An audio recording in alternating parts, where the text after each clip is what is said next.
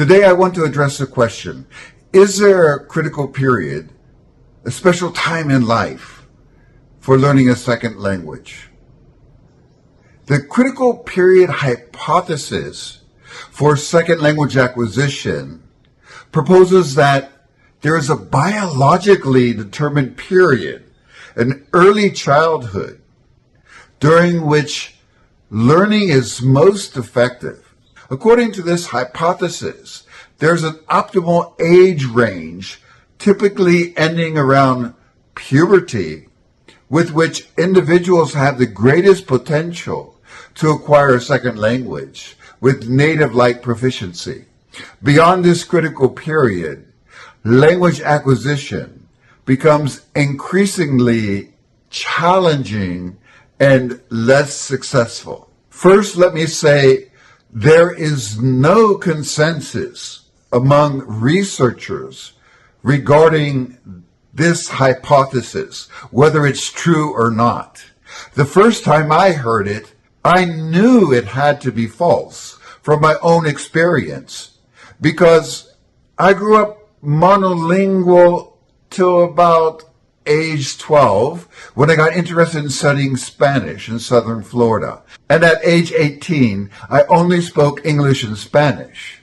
However, now I am 68 years old, so 50 years later, and I have learned and used more than 30 languages over that period of time. The first time I heard it, I knew it had to be false from my own personal experience. Okay, I grew up speaking English in a monolingual family. At age 12, I started learning Spanish in South Florida. So at age 18, when I went to Colombia to study, I only knew English and Spanish. And there I studied French and German and Portuguese and kept on going. So for the past 50 years, I have learned and used over 30 languages. Nevertheless, let's discuss some of the arguments, both supporting and challenging this critical period hypothesis. Supporters say that there is evidence suggesting a decline in language learning abilities with age. They often cite the case of native-like pronunciation, which adults find more difficult to achieve, as evidence for this critical period. However, humans are social beings, and nurturing relationships are a core need, particularly during our younger years. So the language or languages of significant others, particularly caregivers, parents, etc., is usually acquired with apparent ease during this period.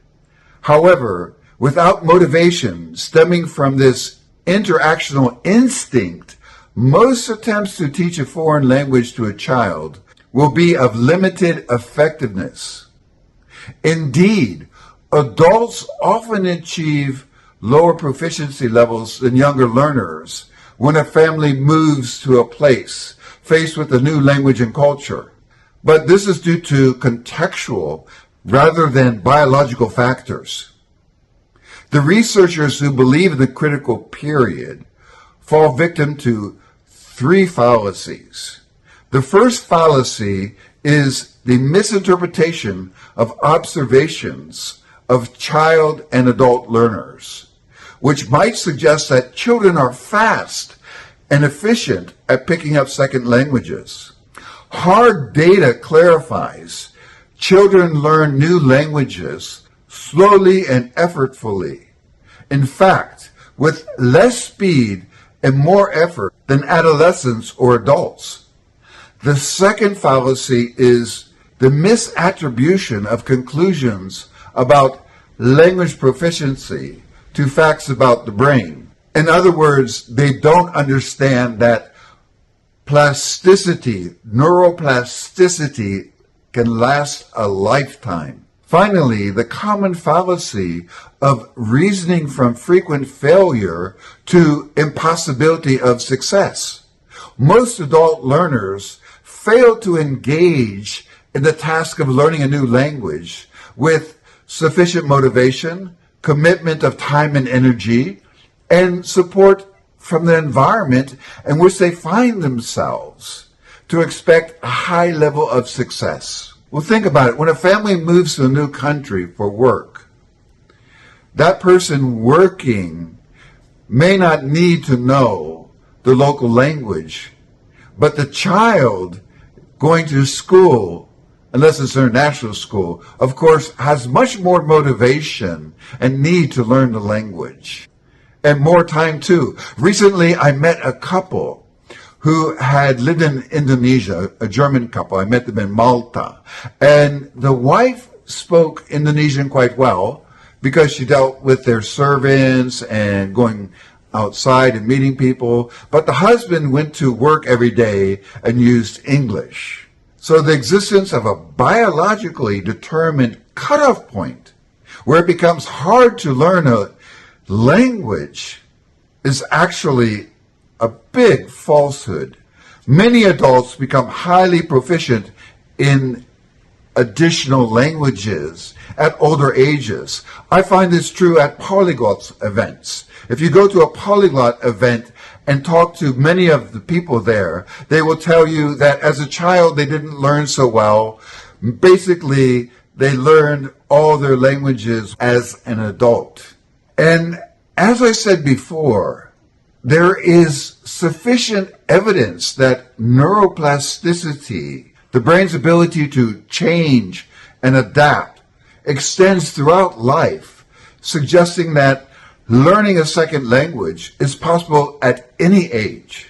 Of course, if you try to learn your first language, let's say at age 50, then it is a bigger challenge compared to, for example, my case, where I've been learning languages my whole life. And the more you do it, the more efficient you become.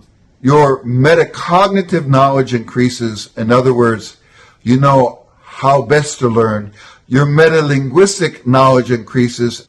In other words, you understand better how languages functions. And I can say that in my 60s, I'm better at learning language than in my 50s, and my 40s, and my 30s, and my 20s.